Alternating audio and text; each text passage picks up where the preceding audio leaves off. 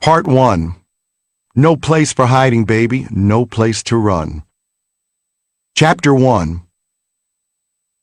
Home is an interesting concept. For most people, it's a place of refuge. My first home was anything but. I was born Stanley Burt Eisen on January 20th, 1952. The New York apartment my parents took me home to was on West 211th Street and Broadway, at the very northern tip of Manhattan. I was born with an ear deformity called microtia, in which the outer ear cartilage fails to form properly and, to varying degrees of severity, leaves you with just a crumpled mass of cartilage. I had nothing more than a stump on the right side of my head, and my ear canal was also closed, so I was deaf. That left me unable to tell the direction of sound, and more importantly made it incredibly difficult for me to understand people when there was any kind of background noise or conversation. These problems would lead me to instinctively avoid social situations. My earliest memory is being in our darkened living room with the shades drawn, as if to keep the conversation a secret between only my mother, my father, and myself. If anyone ever asks you what happened to your ear, my parents told me, just tell them you were born that way. If we ignore it, my parents seem to intimate, it doesn't exist. That philosophy would rule our house and my life for much of my childhood. I got simple answers for complex situations, and despite the fact that my parents wanted to ignore it, nobody else did. Children seem to detach the person from the deformity. I became an object instead of a little kid. But children weren't the only ones staring at me. Adults did too, and that was even worse. One day in a market on 207th Street, just down the road from our place, I realized one of the adults in line was staring at me like I was a thing instead of a person. Oh God, please stop, I thought. When somebody stares at you, it's not limited to you and that person. Treatment like that draws attention, and becoming the center of attention was horrific. I found the scrutiny and relentless attention even more excruciating than being taunted. Needless to say, I didn't have a lot of friends. On my first day of kindergarten, I wanted my mother to leave as soon as she got me to the door of the class. She was proud, but I didn't want her to leave for the reason she thought. It wasn't because I was independent and sure of myself. I just didn't want her to see me being stared at. I didn't want her to see me treated differently. I was in new surroundings with new kids, and I didn't want to go through that in front of her. The fact that she was proud of me told me that she didn't understand anything about me. My fears went over her head. One day I came home crying.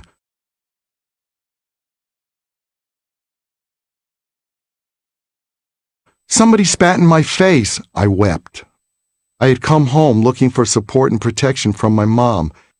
I assumed she would ask who had done it and then go out and find the kids' parents and tell them such behavior was unacceptable.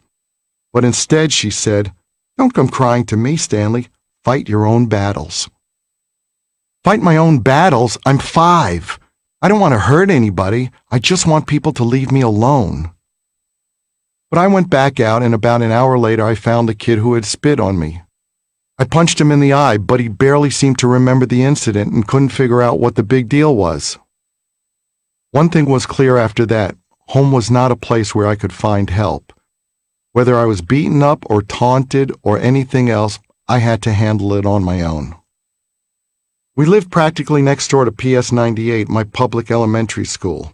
The school complex had 3 different yards, each separated from the others by chain-link fences. There was a kid whose name I didn't know, but who knew mine, who shouted at me from behind the fences between the yards. Whenever he spotted me someplace where I couldn't get at him, he'd shout, "Stanley the one-eared monster! Stanley the one-eared monster!" I had no idea how this kid knew me, and all I could think was, "Why are you doing this? You're hurting me. You're really hurting me." He was a normal, nondescript kid about my age, with brown hair, small enough that I thought I could beat him up if I ever caught him. But he was always out of reach, always on the other side of a fence or on the other side of a yard, and able to run away into one of the nearby apartment complexes before I could get to him. If only I could catch this kid. And then one day, I finally did. I heard him shout, "Stanley the one-eared monster," and as always, the first thing I did was cringe. I heard the voice in my head pleading, "Stop doing that. Other people can hear you. Other people are looking at me now." and as always, there was no place to go to escape the stares. But this time I managed to run him down and grab him. He was suddenly terrified. "Don't hit me," he cried, looking like a frightened rabbit. "Stop doing that," I said, grasping him. "Stop doing that to me." I didn't hit him. Suddenly facing him like that, I didn't want to. I hoped not hitting him would be enough to put me in his good graces, so I let him go. He couldn't have been 30 yards away before he turned back and yelled, "Stanley the one-eared monster! Why?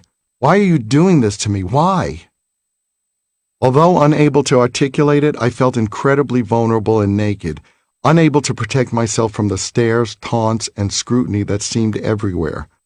So I developed an explosive temper as a little boy. Rather than recognize my temper as a sign that I needed help and support and guidance, my parents dealt with it by threatening me. "If you don't get that under control," they said in a darkly menacing tone, "we're going to take you to a psychiatrist." Now, I had no idea what a psychiatrist was, but it sounded ominous. It sounded like a diabolical form of punishment. I pictured going into a hospital room and having somebody torture me. Not that I felt safe at home anyway. My parents frequently went out at night and left me and my sister Julia, who was only 2 years older than I was, home alone. "Don't open the door for anybody," was all they'd say, leaving a 6-year-old and an 8-year-old all on their own. We were so scared we slept with knives and hammers under our pillows. We would wake up early the next day to sneak the weapons back to where they belonged so our parents wouldn't yell at us. I shared the one small bedroom of our apartment with Julia. My parents slept on a pull-out sofa in the living room. Julia started to have mental problems at a very early age. My mother said she'd always been different. Even as a baby, she was wild and prone to violence. My sister scared me. And as my own problems intensified, I spent a good deal of time worrying I might end up like her. My parents may not have been very supportive of me, but then again, they were not very supportive of each other either. My mom, Eva, was domineering, and my dad, William, resented it. My mom portrayed herself as strong and my dad as meek. She considered herself the smart one. In actuality, my dad was very bright and well-read. He had graduated from high school at age 16. Had circumstances been different, he would have gone to college, but his family insisted he start working to help pay the bills, and he did. By the time I came along, my dad worked 9 to 5 as an office furniture salesman. Taken out of necessity, the job was one that with time he came to accept, but never to embrace. My mother was a stay-at-home mom when I was little, but she had previously worked as a nurse and as a teacher's aide at a school for children with special needs. Eventually, she started back to work at a redemption center where people went to collect merchandise after filling books of stamps accumulated through various customer loyalty programs offered by supermarkets in the 1950s. My mother's family had fled from Berlin to Amsterdam with the rise of the Nazis. They'd left everything behind, and my mom's mother had divorced, which was rare at the time. After my grandmother had remarried, they'd moved to New York. Members of my mother's family were condescending toward other people, and they weren't beyond ridiculing me about my hair and clothes.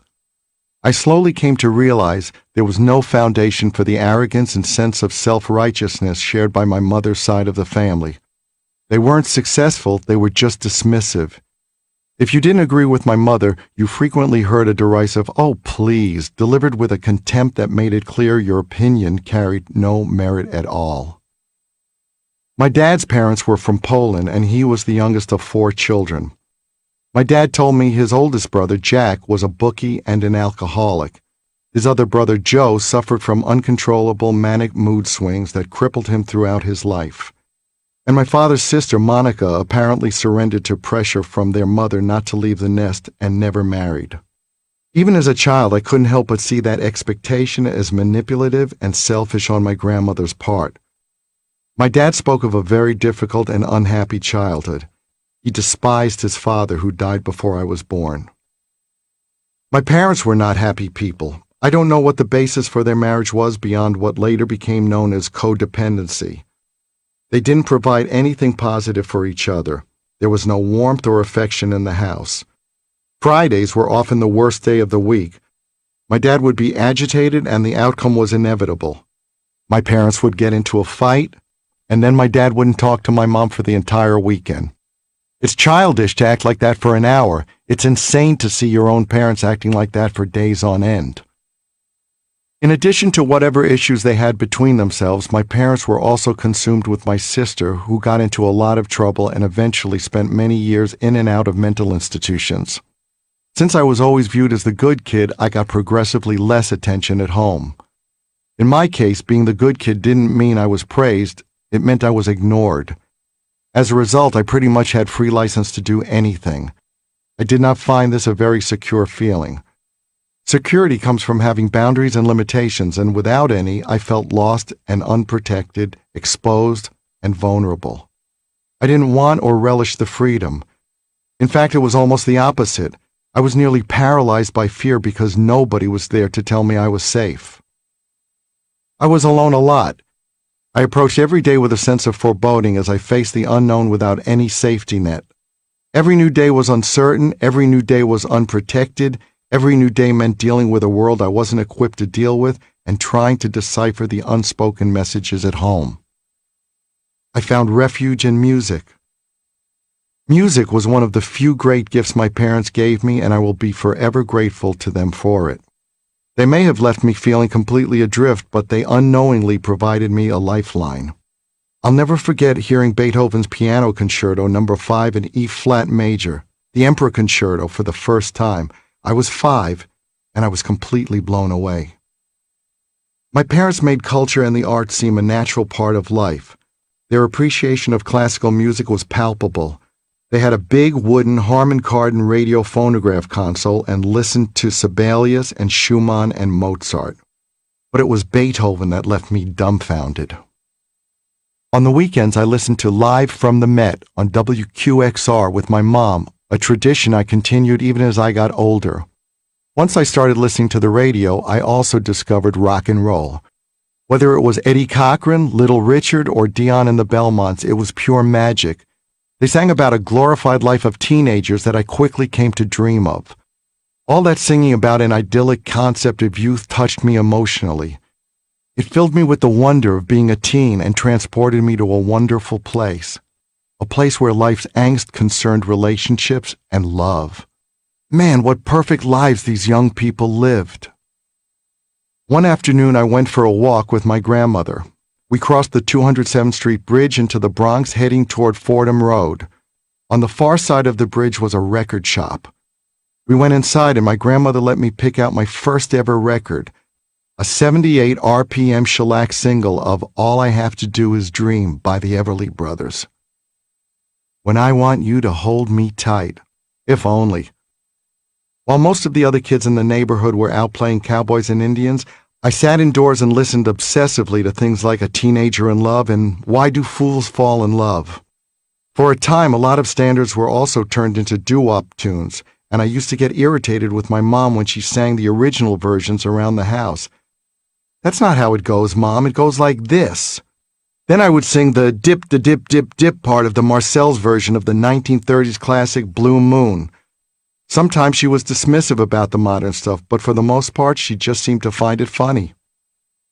And then I saw some of the singers and the bands I liked.